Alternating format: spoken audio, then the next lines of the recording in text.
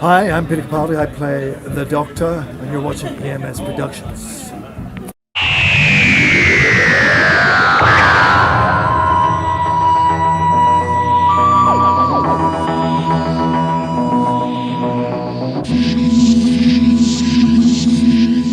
Well, hello everyone, and welcome along to another Doctor review. Today I'm going to reviewing the opening episode to Series 9, the fantastic The Magician's Apprentice. So to start off, I might as well give a little bit of sort of context come into the series, because obviously, well, we had to wait 9 months since last Christmas. Coming into that was a long wait, although it's even longer now. But then we had those sort of epic trailers with the whole widescreen format or something, you know, the cutting off the top and the bottom. I really should know what that's called, but I don't. I can't remember. But that was sort of, and those trailers, in the most part, were really good and made the series almost look filmic quality, I think, because particularly with the music as well and just the choice of shots and everything, it really made it look like it looks quite a bit different to how it looked in the 1970s or even to 2005. If you compare that trailer to, I don't know, the trailer for Rose or something, the show just looks worlds apart. It's amazing how much they put into it and how much money they can, or even on a limited budget, how good they can make the series look. So that was great, sort of building up the hype with all those trailers. And then we had the prologue. They just called it prologue. Nice job, which is basically just a deleted scene from The Magician's Apprentice, which was fairly mysterious at the time, I guess, and kind of, what has the Doctor done? Where is he going? Why? Even though we kind of knew all this. I'll come to that in a little bit. But, so it was kind of, it was a good scene, a little bit of intrigue there, and kind of set up the prologue, no, not the prologue, set up the prequel, The Doctor's Meditation, and that then set up the episode. So they kind of all linked quite well. So I don't really, yeah. Okay, sorry. So then after the prologue, or at least from the Doctor's point of view, we get to The Doctor's Meditation, which is a nice little sort of comedy sort of, well, prequel, do we call it prequels? I can't even remember. But yeah, it's a mini episode, whatever you want to call it. But yeah, it's kind of like a sort of nice little comedy moment showing, or almost comedy sketch showing sort of the Doctor just can't sit still. The Doctor can't meditate. He can't just sit down and do nothing for hours on end. I mean, I like his sort of line, how many days have we been here? Well, only about 3 hours. Really? 3 hours? I love that line, sort of classic Moffat dialogue. But yeah, it was just sort of a really good moment with Bors. Bors is pretty solid character, giving a nice sort of played off well with Peter Capaldi. What was his name? Daniel Hoffman Gill, I think his name was. I can't know how to pronounce his name, something like that. But yeah, he's pretty nice as Bors, and then obviously they go off and try to dig all the wells to find the water and stuff. It's all just sort of a little bit of comedy diversions because to fill time, because the Doctor just doesn't want to meditate really. And so then they throw in like visitor centre and stuff just because why not? Which is all a nice moment. And then we get the slightly more serious stuff towards the end, where the Doctor starts to talk about what happened. He was looking for a bookshop, but he found a battlefield. And then we cut to that sort of opening shot from Magician's Apprentice, which kind of ends the Doctor's meditation, and nice little links in, so you can head straight into the start of the episode. So, because I watched them all together yesterday when I was kind of rewatching it, and they really work quite nicely. Sort of, they all just sort of fit together, and you could kind of just stick them all together and watch them as a sort of 1 hour, almost an hour long episode if you just sort of stick the prologue on the front, then the Doctor's meditation, and then the episode. So that was sort of a nice little bit more build up this series. Whereas Series 8, Deep Breath, we had lots of sort of pointless teasers. I remember in the 5 days leading up to it, there was just like 5 days to go, 4 seconds of the Doctor writing 5 days to go on a chalkboard, and then some sort of flashy lights for 4 days and 3 days and 2 days, 1 day to go, and today I think there was as well. So that was a sort of different way of building it up, but we didn't get any, other than the trailers, we didn't get any sort of extra sort of scenes or footage well before any of the episodes, frankly, in Series 8, did we? Whereas like in sort of Series 6 in particular, we had sort of a mini episode or a prequel or something for virtually every single episode, plus any sort of comic relief stuff kind of thing as well. Whereas for sort of Series 8, we had literally nothing. So it's nice to see them starting to get back to that with the prologue and prequel for Series 9, but it's kind of disappointing they didn't stick with that, because it just adds a bit more, even if they're not fairly simple scenes, fairly cheap to make scenes. It's just sort of, we want as much Doctor Who as we can get, so it's great when you have a little bit, just an extra scene for a little bit of a comedy moment, just to set something up, have a nice little sort of character relationships, this kind of thing, which I think that it'd be nice if Moffat does a little bit more of for Series 10, and hopefully Chris Chibnall would like to do when they move into Series 11. So yeah, it'd be nice to see some more of that, but Doctor's Meditation's pretty good, so, and it sets up the story nicely. And so we come to The Magician's Apprentice. I remember the hype was pretty real then. Everybody was just so, because we'd all seen the rumours, of course. Well, okay, 90% of people had seen the Davros rumours from, I believe it was April, somewhere in April, I think. When this episode ended in September, somewhere in April, they'd already leaked that a young Davros was going to appear in the opener, and Doctor would have to be harking back to the line from Genesis of the Daleks, where he'd have to make a choice about killing Davros and this kind of stuff. So pretty poor BBC publicity and security yet again by having that pretty critical information leaked, because we literally knew nothing about this episode before that came out.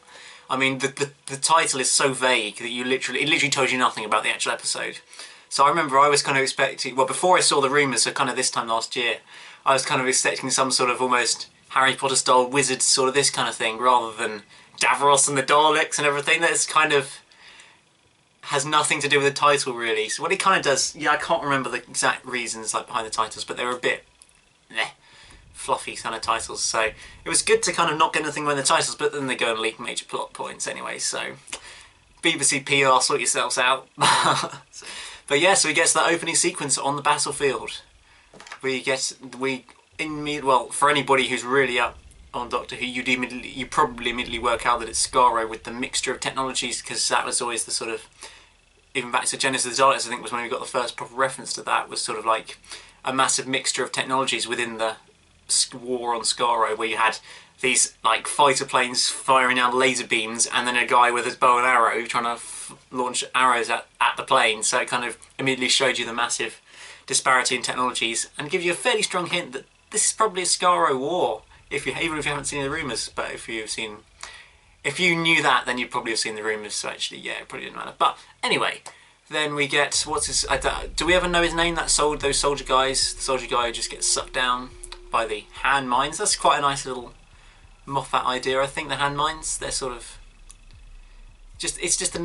Moffat has lots of these little sort of little concepts that he could explore a lot more than he does. I mean, okay, maybe you couldn't give a whole episode to the hand mines, but you literally gave them 2 minutes or a minute and a half of this hand in the ground is going to suck you in. And I feel like he does that often with some of his episodes, where he throws so many concepts in that he doesn't then fully realise when they're actually quite interesting. So it was disappointing we didn't get a little bit more on hand mines. Well, they wouldn't really fit into this episode, but I feel like it's something that you could do a little bit more with, not that much more. They're fairly limited, but it would have been nice to a little bit more. So then we get this boy. Who is he? Ooh, he's trapped in a battlefield, and then the Doctor appears, throwing his sonic screwdriver across the thing, because they're 50 feet apart, but he needs to make an acoustic corridor to talk. Yeah, because apparently the Doctor can't shout, although even he was kind of shouting, but he can't shout loud enough to reach 50 feet across a little quarry, essentially, or not quarry, like sort of a field with smoke. Apparently you wouldn't be able to hear without the magical acoustic corridor, which seems slightly strange, but dramatic effect with the whole throwing the sonic screwdriver across in slow motion and setting up Davros to have the sonic screwdriver. So then they had their little chat about chances of 1 in 1,000, this kind of stuff, and then we get, who's the name of the boy who isn't going to die today? It's Davros! Oh my days, this is amazing. What? No one expected this, obviously. And so, yeah, and then the Doctor's just like, oh my days, it's Davros. Why am I here? Why have I done this? This is a disaster. And then he flies off and leaves him. And the 2% of the audience who actually knows what Davros is. Yeah, my mum was like, oh, that's the Master, isn't it? And I was like, no, it's really not the Master. It's the creator of the Daleks, you know. So I'm hoping that most of the audience did know who Davros was when they watched it. Otherwise, it kind of takes away completely from the effect of that sort of mini cliffhanger for the opening titles. So hopefully everybody knew what Davros was, but if they didn't, then hey ho. And then we get the whole celebrating 10 years of Doctor Who, New Who essentially, with the going to the Maldivarium, the Shadow Proclamation, going to Khan, and we get those cameos from all those like the Ood, the Sycorax, even the Blowfish from Torchwood. That was a nice little Love a Torchwood reference. And the Hoth or Hath or something, wasn't it, from the Doctor's daughter? Yeah, they were in there as well. If you look closely, you can spot a lot of different aliens in that sort of, in the Maldivarium, in the... It's almost like a Star Wars cantina, the Maldivarium, really, isn't it? It kind of gave me that vibe of it, at least that time. Because it's a little bit different in... When did they last go there? Wedding River Song, was it, when they last went there? I think so. And that was a very sort of different portrayal. I haven't watched the episode lately, but... And I might be completely wrong, it might not be an episode, I can't remember, but I feel like it was. And that was a very different portrayal. So then we get good old Colony Soft, with his sort of hissing sounds and moving along on his little sort of hoverboard kind of thing under the costume, where he spends way too long going, "Where is the Doctor?" with his massive hisses in his voice, and he just seems to sort of do that, and then he starts going, "Ooh," and apparently they all get scared of him because he can do that. I don't really know what he was doing there. And then it doesn't work in the Shadow Proclamation for some reason, but whatever. So yeah, he goes around and asks, "Where's the Doctor?" for about 3 minutes, or 2 minutes in the Maldivarium, then he goes to the Shadow Proclamation, asks them, they say, "I've got no idea." And then he goes to Khan, and it was nice to see Jadoon appearance as well, forgot that, and What's-Her-Face from The Stolen Earth, she reappeared in the Shadow Proclamation, I cannot remember her name. Let me know if you can, I literally, it's blank. I recognise her, but I can't remember what her name was, so anyway. But nice to see a nod back to old characters.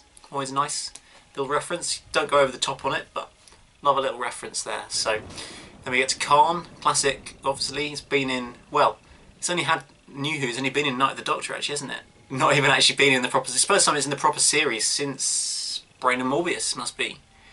Maybe I'm missing it massively, and there has been in there since, but in the sort of actual episodes, yes, the Night of the Doctor is kind of an episode, but BBC One broadcast episodes, then it hasn't been in there since 1976, 1976, I think. So that's a pretty long time without much Sisterhood of Khan action. And so we then yeah, we get Ohila. I don't know how to say her name really, but yeah, she's a nice little sort of character, and I liked her playing off the Doctor in the prologue. That was a nice little scene with them. And then yeah, and Davros knows, Davros remembers, so the Doctor's just like, "Oh no, Davros did notice that I left him on the battlefield. Oh dear, this is probably quite bad now." And then we get that slightly too long Colony Soft scene. Personally, I think that's a little bit long and a bit stretched out. It just kind of got a bit boring by the end. That's one of the sort of, I'll talk about more later, but pacing issues was my biggest issue with this episode, because it just kind of, this scene dragged on for nearly 5 minutes, or 5 or 6 minutes out of a 45-minute episode of just him going, "Where is the Doctor?" And the only thing relevant that he says to anyone is, "Davros knows, Davros remembers." That's about the only line we pick up on that's relevant other than "Where is the Doctor?" So although it's a nice nod to getting all these references to different places, I feel like we could have had a bit more plot action going on while they were doing that. Because then, as soon as the scene ends, we suddenly rush to Clara. She's back, she's still teaching. Suddenly the planes have stopped. A minute later, suddenly she's in the unit. Another minute later, suddenly it's Missy. And it's all sort of rapid, going straight through things, whereas we've just spent 5 minutes painfully slowly wandering around all these different places. And then suddenly we straight away, Clara's sitting with Missy within sort of another 3 or 4 minutes. So yeah, the action was not very well paced out there, but I'll talk about that more a bit later.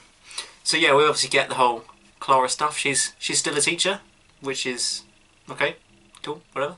Has a nice little Jane Austen joke there. That's a nice sort of little couple of those in the series, I think 2 or 3. I think they feel like they cut out, I think Jenna Coleman said they cut out one of those Jane Austen jokes, which yeah, because she was asked if Clara's bisexual or not, and I can't remember whether she said there was a scene that clarified that cut out or not. She might have said that, or I might be making that up completely, but yeah, it's fairly obvious that she probably is. Or maybe she's just whatever. Maybe she doesn't really know. So, but yeah, then we get the sort of random plot element of the planes have stopped, and just so that Missy can get some attention, they stop all the planes, and then we get to see useless unit, which is just, yeah. The moment something bad or alien or something happens in the sky, unit phone Clara straight away. They're just like, oh, Clara's going to help us. She's our new scientific advisor for unit, like the Doctor used to be. Clearly, she knows everything. And then she just kind of, yeah, she tells them, oh, don't take a helicopter because they're idiots and don't realise that might have an effect. And then the moment she walks in, she literally takes complete control. They're all just thinking about the passengers. But what if they're bombs? That's a lot of fuel. And it's just kind of like, these are military people. It's a military organisation dealing with alien threats. You'd think they'd be able to work these fairly simple things out, like, that's a lot of fuel, and don't send a helicopter when all the planes were stopped. I mean, it's just really poor, sort of, that's another sort of disappointment in this episode, poor. I feel like Moffat doesn't sort of write unit very well. I mean, they're a little bit better in Saigon two-parter. Well, that's a fair few weeks away. But I feel like in this episode, Moffat just sort of used them as a device to show that Clara is more like the Doctor and how great she is at understanding everything. They kind of made unit purposely worse to make Clara look better. I think it's maybe fair to say. So that was a little bit disappointing. And there's that character Jack or whatever her name is. She's alright, doing the sort of, well, there's not really much to say on her. Apparently she's just another unit person who actually has some lines unlike everybody else. So yeah, unit are a bit terrible. And then we get Missy. Missy's back with her jumping out the screen with the dubstep music, dubstep-ish drum and bass and the music in the background, which is a nice little change up. And so yeah, she's back. I do like Moffat's dialogue on that. That's really good. He just sort of says, "Not dead, I'm back, big surprise." It's just like purposely being really annoying to all the people who really want long explanations of exactly how everything happens, and all the stuff about how Missy is Missy, how she escaped sort of Gallifrey and the Pocket Universe and all this kind of stuff. And although it gets explained a bit in the second part, I do like that, just that sort of line where she just reels it off. Yeah, I'm back. Whatever. That's how I roll. That's what I do. And then we just get straight on with the action, and it's just, yeah, those sort of things. Although they annoy people, I really like the way Moffat writes those sort of lines. So yeah, and then also all the stuff about sort of, you're going to need 8 snipers to make Clara feel happy to talk to her. So yeah, there's all just, Missy seems, I prefer Missy a lot more in this Series 9 two-parter. She's written a lot better, I think, compared to Series 8. Well, and she's not leading the plot as well. She's not kind of behind the whole plan, because the plan was terrible in Death and Heaven, which is why it sort of put me off for a bit. She just had a terrible plan, which I've talked about before in the Death and Heaven review video. But so yeah, she worked a lot better in this two-parter. And then we get to, well, where did they said where Missy and Clara have a little chat. Where actually is that? I know it was filmed in Tenerife, I think, or maybe in Spain, somewhere like that. Because I remember seeing filming footage of it back February last year. Wow, it's 13 months since they filmed this episode now. Feels like it's brand new still. They filmed it 13 months ago. Wow. But yeah, so I can't remember exactly where it was filmed and where it was actually meant to be set within the episode. They said meet me here at 4 o'clock. I'm somewhere. She didn't really specify where they are, so I guess we kind of just have to leave it to our imagination where they are. Yeah, because she was going to open a flight corridor or something, wasn't it? So they could fly through, so it suggests it's abroad. But whatever, that's not critically important. But then Missy delivers some pretty brutal lines to Clara. How's your boyfriend? Still tremendously dead? And it's just, you can just see Clara's face. Clara is in extreme rage mode at that point. She just wants to punch her face. She just wants to kill her right there and then, frankly. She's just so angry with her. So I love that sort of teasing that Missy does. Just trying to build up that rage inside Clara, which is a great moment. And then we get the confession dial. This magical thing that's never been seen before, despite seemingly being quite important to Time Lord society, and we've never seen it before. But we'll gloss over that. We'll just have to...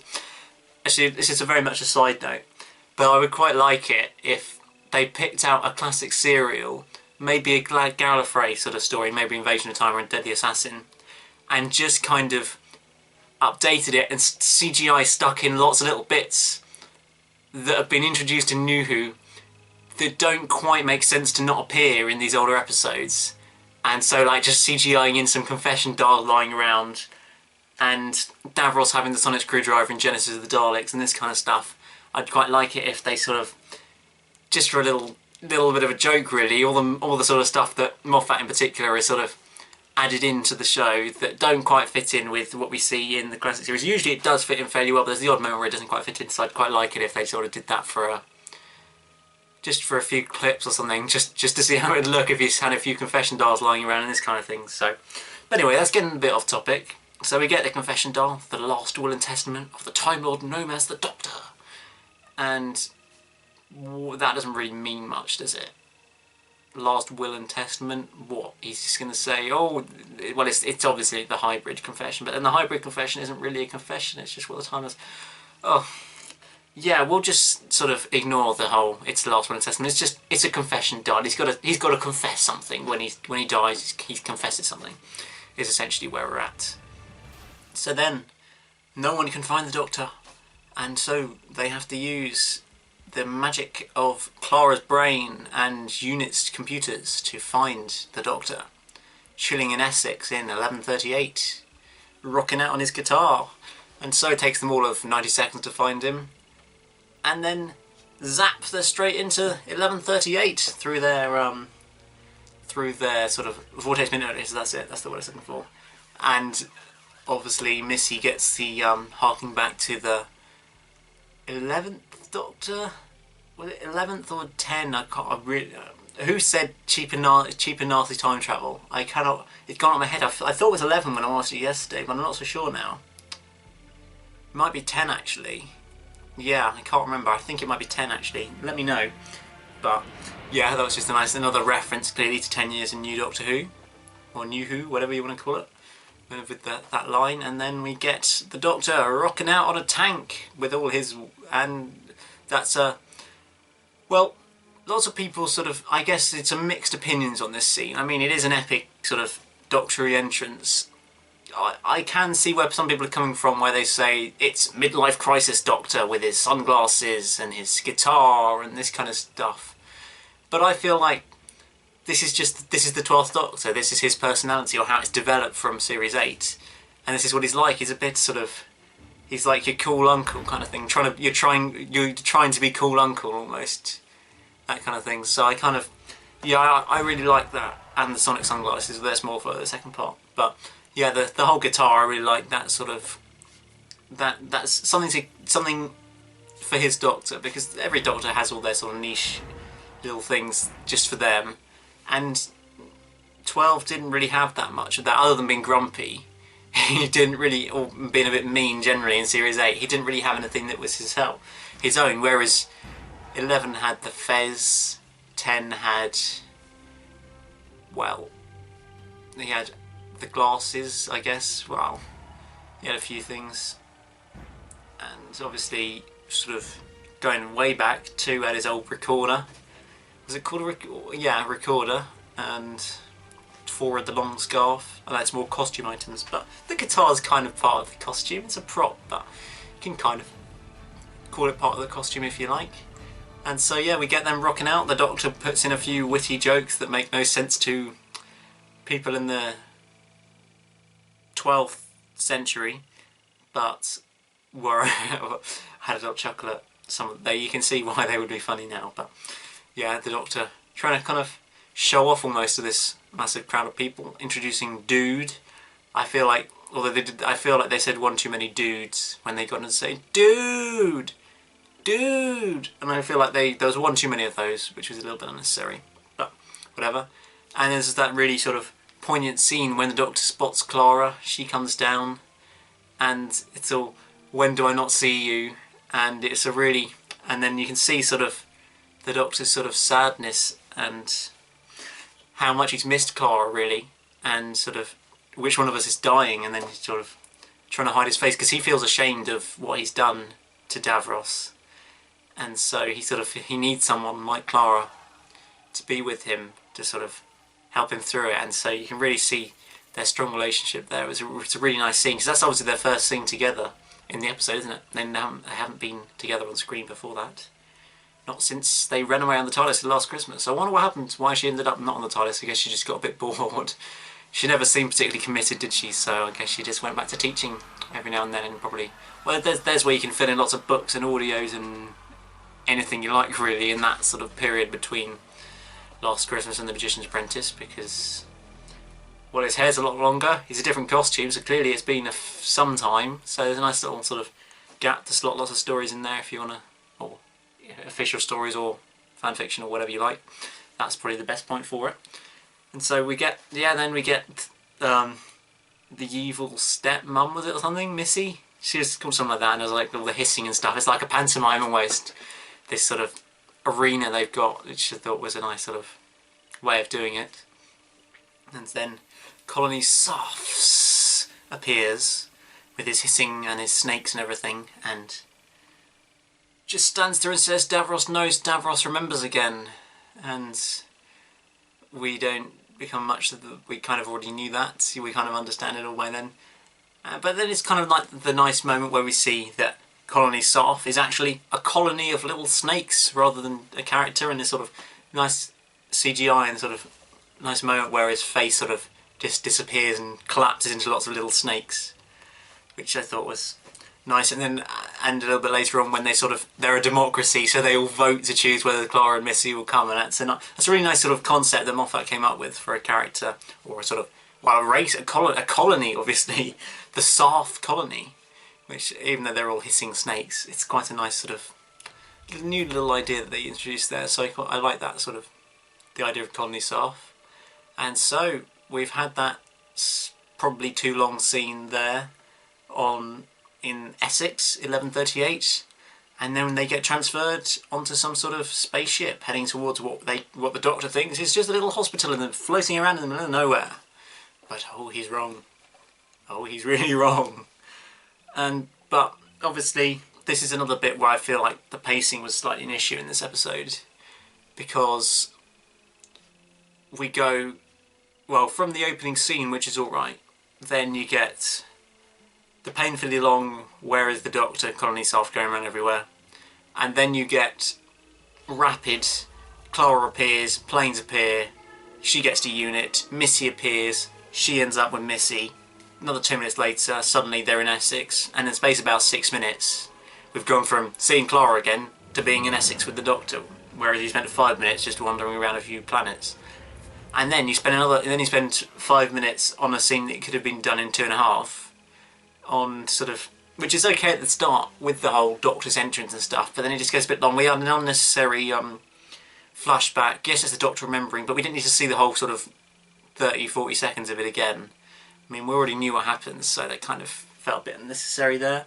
It's just elongated the scene a bit, and it just all kind of was, there were bits that were unnecessarily stretched out, and there were bits that were squashed together, and I don't think that worked the greatest for this episode. Obviously, a lot of the scenes are really good, just they're not all the right lengths, if you like. It's all written well, just they should have cut some bits out and added some bits into certain scenes. So, well, I'll mention that a little bit more as we get to the end. But I feel like that's the biggest issue with this episode, is just that it's not really very well paced. So we get to this hospital where Davros is chilling in his sort of, it's almost like, it's kind of in a hospital bed for Davros really, but it's not a bed, it's kind of like just chilling with all his cables, wasn't it, like the snakes are the cables, something all around him, and he just sort of sits there and he seems to, I think, and then we get the Doctor obviously comes in and has a nice little chinwag with him. They have another conversation. Clearly Davros has got a big collection of classic Doctor Who DVDs. I wonder if he picked up Twin Dilemma yet. I guess he gets a bit bored sitting in that room. He doesn't seem to move much, so clearly he needs something to do. So he loves to relive his old adventures with the Doctor, and all the other classic Who that he loves as well, which is so. But I did quite like that they actually put unlimited rice pudding from Remembrance of the Daleks. I love that they actually put that line into there. That was really good. And then obviously that sets up sort of some of the storyline when you get Tom's line about the child dictator, if you like. And so I thought that was nice, sort of referencing the old series, showing that it's linked to it, but not going over the top. So it's kind of not assuming that we all knew that line. They give you it, but they don't sort of make it too much of a big thing, at least at this point. It's sort of somewhat relevant, but I feel like they didn't go over the top with that. And obviously we get some really nice dialogue between the Doctor and Davros there. I mean, Julian Bleach plays Davros brilliantly in this, well, in this two parts of it, in this episode, first episode, obviously. Sorry, losing my words. And I think that he was obviously the Davros in Journey's End, and I think he did quite a good job with that. But it wasn't particularly well written in that episode, and he was kind of just stuck down in the basement, effectively, not able to do much, and then disappearing. Although I would have liked at least some explanation of how he escaped that kind of the Dalek Crucible. I think it was. He just escaped. How he escaped that seemingly exploding, burning, dying. It's probably something like he had a little teleport in his little thing. You'd imagine he must have it kitted out with lots of stuff. I mean, it's kitted out with a force field, so you imagine he's got it kitted out with a little teleport. Just flicked the switch probably. He probably let the Doctor disappear for dramatic effect, telling him you're bad, you're leaving me to die, and then he just make him feel bad, and then he just disappeared and turned up back on Skaro maybe, or maybe he sort of was dying somewhere and Colony Sarf came and rescued him or helped him, or maybe Davros created Colony Sarf or whatever. Anyway, just pointless theories there. So yeah, we get all that stuff, and then we cut back to Missy and Clara, where they go outside of this little hospital, and then they realise, well, Missy realises that this isn't a little hospital. It's part of an alien world. But what world is it? Because obviously we have no idea at this point what world it's going to be, do we? No idea at all. But then it all starts to appear. It starts fading in through the blackness. And what is it? It's Skaro! Oh my days! Whatever happened to Skaro? Wow, it's back! Yeah! So anyway, Skaro. I'm kind of not completely up to date on what happened to Skaro pre-Time War. I mean, did it, or in the Time War in it either? I can't remember. I have seen Remembrance, but it's been ages. It's been like 3 years since. I've only seen it once, and it was like 3 years ago. So I can't really remember what they said about that, and I haven't seen a TV movie in forever, and I think that's referenced there as well. So, yes, I understand this is like a new Skaro. Kind of, they've rebuilt all the city and stuff. But it's probably the same planet, but they've rebuilt all the city. But I can't remember what happened to the city in the first place to make it destroyed. So, if you know, tell me or link me to a page or a video or anything that tells me what happened to Skaro that caused it to be blown up. I assume it's just it got destroyed in the Time War or something, but if not, then I'd love to know what the actual reason was. But then obviously they thought like, yeah, let's build it all again, and let's have... And Davros just thought, oh, well, so what Daleks do they use in Genesis? Oh, we'll take some of those. And what about Revelation? What are they using those? Oh, and in the Daleks, should we take some of those as well? It's kind of just like, oh, that's my classic DVD. I think I'll make a new one of those to match that. And so they kind of just sort of felt like Davros just sort of took a mix and match from all the eras of the Daleks to sort of create a new set of Daleks to have in this little Skaro city. But the actual reveal of Skaro, I think, is a really, really brilliant scene, and the music works really well, obviously, bringing back the Dark and the Starlit Night from Stolen Earth Journey's End Series 4. That's a really great track that they've sort of remade, slightly done a variation of, and I think that really works well with the whole massive Skaro in the background. And it was really great to see that they did actually stick somewhat to the original Skaro city design, with the whole sort of the sort of curved shape of the buildings and sort of the taller ones in the middle, and this kind of, and just if you look at, I'll probably stick the pictures up on screen actually, comparing the two, and they really do look, obviously the 1963 one doesn't look particularly good, it's all a model, it looks cheap, it looks old, but sort of the basics of it do look really good, and they've really kept that with the sort of new, with this Majestic Apprentice Skaro. I think it really, and the CGI is just brilliant on that. I mean, it looks like you could easily see that in a blockbuster film. That sort of that quality of CGI of a sort of alien world. So it was amazing to see they really went all out on that. I don't think we've ever seen such great sort of CGI of a world and of a city in Doctor Who. We've never seen something quite that good before. So I feel like the Doctor Who sort of visual effects team really took it to a new level with that, which is just incredible to see that they can actually do that when you compare it to the 1960s and 70s, when it's all just cardboard and bits of flimsy plastic for walls and models and stuff. It's worlds apart. So it's great to see that this little old show is still going 52.5 years later and looks so incredible. So we get the classic Dalek appearing at the end of the Skaro reveal, and then we get into that final scene in the Dalek City, we have the TARDIS, we have Clara, we have Missy, and the Doctor's helpless, trapped with Davros, just sitting there watching something's going to happen. And then we get classic Missy, classic Master style, trying to negotiate with the Daleks, trying to form an alliance. It is literally the Master 101 there. That's every incarnation of the Master has tried that sort of tactic before with an alien race.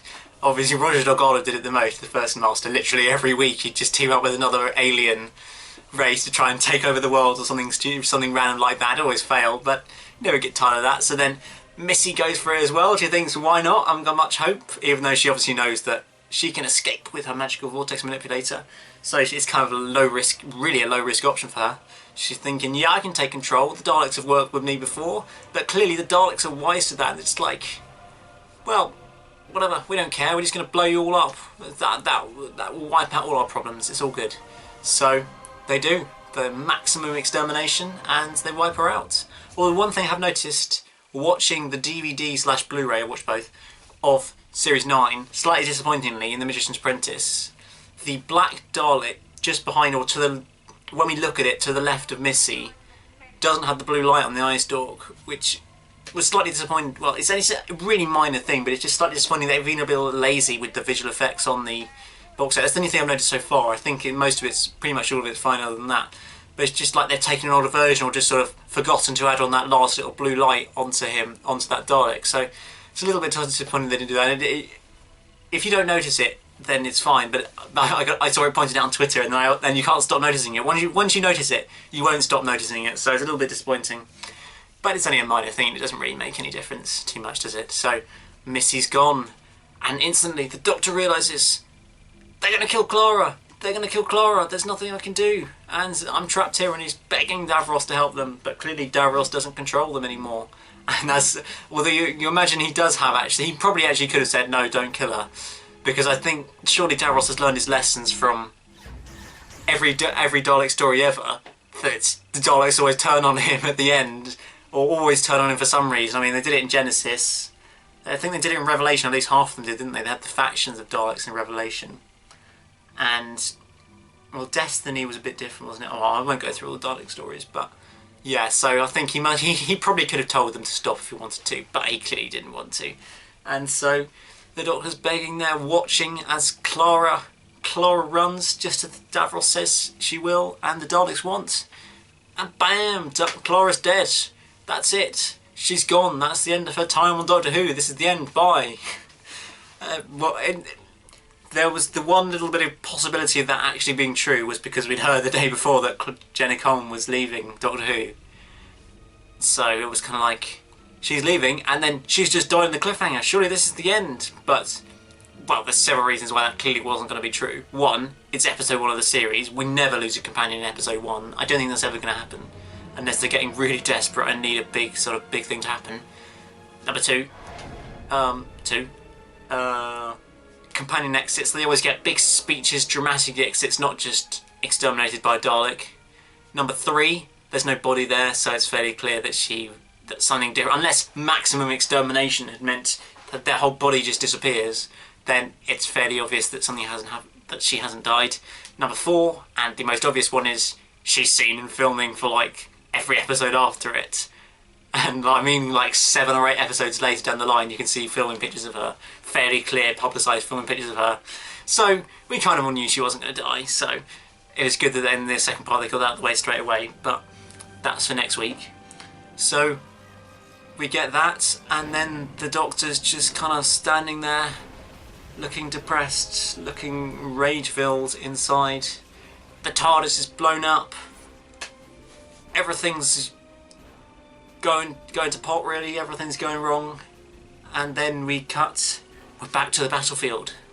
Why are we back at the battlefield? What could be happening on the battlefield now? Davros has been left behind. That's it. That's how it ends. And then we hear the TARDIS. Do we hear the TARDIS? Actually, no. Davros just turns around, and there he is. There's the Doctor, looking serious. And he's just like, and then suddenly up pops a gun. And he dramatic effect shouts, "Exterminate!" Boom, cliffhanger. And I mean, watching that at the time, that was just like, best cliffhanger ever. I must admit, I still really think this is one of the best cliffhangers in Doctor Who. If you don't have all the knowledge, if you're watching it for the first time now and you don't have all the knowledge of kind of how when Jenny Comer's leaving and all this kind of stuff, then it does seem like such an amazing cliffhanger, because Missy's, if you look at it on face value for like a casual viewer, Missy's dead, Clara's dead, TARDIS is blown up, and the Doctor's about to kill young Davros. I mean, what more could you want from a cliffhanger than that? And for the opening episode as well, I mean, Moffat said he wanted it to be a finale style, and he certainly went all out with his cliffhanger for that. So, yeah, this is one of my absolute favourite cliffhangers. Although, maybe I'm being stupid, but doesn't the Doctor just say exterminate for dramatic effect? I mean, couldn't he have just fired the gun anyway?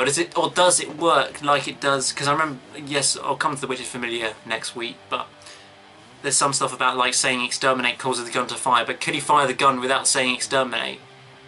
Or does it only work that way, so that he has to say exterminate for the gun to fire, and therefore he could do it in dramatic effect to make it look like it's actually him exterminating Davros? So, yeah, I can't remember exactly why that is, so let me know if you know. But yeah, so that's the cliffhanger to Series 9, Episode 1, The Magician's Apprentice. No idea what The Magician's Apprentice means, still don't really. But yeah, so it's a pretty great episode, I think. Well, watching it this time through, it was a really enjoyable experience. And well, I enjoyed it first time as well. I remember all the comments. I mean, I was tweeting about it at the time as well. When that cliffhanger came on, I was just like, capital letters sort of, what just happened? They're all, what even is this? It's hard to comprehend kind of for a season opener, bearing in mind that we've had season openers such as New Earth, that we could have a season opener like that. I mean, it's pretty incredible that we got something like that from Moffat, and I hope he does that again in Series 10. I hope he does something epic. I hope he doesn't go for an RTD style comedy simple opener, because I love those sort of epic, big proportions, dramatic opening episodes to really throw you into series. Maybe it doesn't work for the casual view, and maybe he needs to change that, because clearly viewing figures were pretty dire for that first episode, weren't they? Like 4.5 million or something, which is not good. So that was disappointing. But that was a general problem for Series 9. But so maybe it would have been better off to do a little sort of comedy, easy to get into opener, rather than a very self-referential sort of fan-filled episode that you really need to know about the show to really get the most out of it. Whereas a lot of season openers, you could just, I mean, the RTD ones, well, any of them, Rose, New Earth, Smith and Jones, Partners in Crime, you could watch any of those as your first episode and easy to get into it. Whereas I don't think, if The Magician's Apprentice was the first episode you'd ever watched, it wouldn't make much sense to you. You wouldn't really understand what's going on. And you wouldn't get any impact from the whole Davros stuff, or Missy, or anything like that, or Unit, or anything. So I feel like this wasn't, you didn't want this to be your first episode, so maybe that's where, maybe it shouldn't have been the opener. But for a fan, it was brilliant. It was such a great story. So great starts of the series. Obviously we all know what happens in the series, but looking back through it, it's very fond memories of that first episode, and then a week of people trying to work out how are Clara and Missy going to survive, and would the Doctor actually kill Davros? Clearly it was never going to kill Davros, but it was a nice sort of debate to have whether he actually would. And yeah, it was just such a great time back then. I mean, I miss those times when the series are on, and there's so many people talking about Doctor Who at the time. You get all these little clips and interviews and all the discussions, excitement, the hype. It's such a fun time to be a Doctor Who fan when you get the start of a new series, particularly with a series opener like that.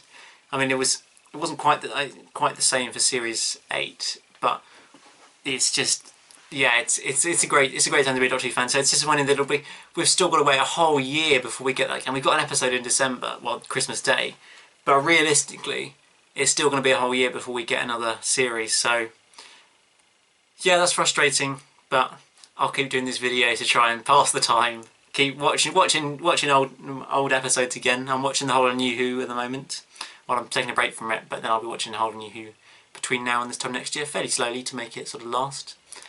And so yeah, Magician's Apprentice, 8 or so out of 10, 8.2, something like that. It's a very good episode. It's got a few pacing issues, I think that's fair to say. I'm sure a lot of people would agree that some scenes are too long, some scenes are too short. I mean, the Skaro stuff is literally only 10 minutes at the end. We should have got to Skaro with 20 minutes ago, not 10. We could have done a lot more in Skaro in that first part. I mean, we could have sort of seen them going through different... When the sort of Dalek catches Missy and Clara as Skaro appears, we could have had a lot more sort of them getting to Skaro, getting to the city, going in all the different rooms kind of thing. If it was Classic Who, clearly they would have spent a whole episode of them getting to there, and they didn't need that, but maybe just like 3 or 4 minutes of them sort of going past different sections. You could have given lots of cameos to different Daleks, more obvious cameos and this kind of thing. So I feel like rather than wasting so much time earlier on in the episode with the where's the Doctor and some of the stuff in Essex, in the sort of whatever it was called, that area, that sort of stadium area. So I feel like they could have put a bit more into Skaro, but obviously we get a whole 45 minutes of Skaro in the next episode, so it kind of makes up for it. But for this episode purely, that's not great. But overall, great episode. Davros, Daleks, Missy, the Doctor, Clara, Unit. I mean, what more could you want from an episode, frankly? It's got everything to make it a brilliant one. So yeah, it's a great episode. If you haven't watched it in a while, I would say go watch it now, because it's just brilliant. I mean, watching the two together, this and The Witch Familiar, watching the two together, it's such a great two-parter. Obviously I haven't rewatched that yet, but kind of going to tonight. But it's such a great sort of, just the whole story I think is really good, really enjoyable. It's one of those ones where I find I can just sit down and watch. There's some episodes where you have to really be into it to watch it, but this two-parter, kind of like something like The Day of the Doctor or The Five Doctors, are just episodes you can stick on whenever you like. You'll never get bored of them. You may know them really, really well, and you kind of almost know what happens throughout, but you can just always get enjoyment out of it. So yeah, such a great story. But yeah, that's pretty much, that's all I've got time for, I think. Pretty much everything to say about The Magician's Apprentice, top episode. And I'll be back in 1 week's time, this time next week, where I'll be reviewing The Witch's Familiar. So I'm Elliot, I'm EMS Productions. I will remember to like and subscribe if you're new here. Well, leave a comment, let me know anything, any of your thoughts about this episode. Whether you thought it was the greatest episode ever, whether you thought it was terrible, whether you thought it was, like me, a really good episode, not the best obviously, but really, really solid episode, great start to the series. Just let me know what you think about it, and any of my little moments that I've mentioned about where I kind of need your help for my patchy knowledge in places of, well, certain bits of Doctor Who. So, and follow me on Twitter at EMSDW44 for all my Doctor Who ramblings. Well, actually there'll be quite a lot of Formula 1 ramblings this weekend, but, well, follow me for that, because I will give you updates on all my, when I'm filming my videos, what episodes I'm watching. A few sort of, maybe a few live tweetings on some of my episodes that I'm watching. When I do rewatches and stuff, just let me know my thoughts. My sort of a preview of these videos, almost my thoughts as I watch the episode and what I'm going to put into the videos. So, well, I hope that this video hasn't sort of been a rehash of my series 9 review, because although obviously some of my ideas and sort of my opinions in these review videos of the series 9 episodes will be the same as some of the stuff you might have seen in the series 9 review video, but I'll try and sort of expand on a lot more. I mean, sort of this like, what, half an hour, 40 minutes or something, whereas I spent about 3 minutes talking about it in the series 9 review, so this is much more in depth, much more of my opinions about it. So I hope you enjoyed it, and I'll see you this time next week for another Doctor Who review. Goodbye.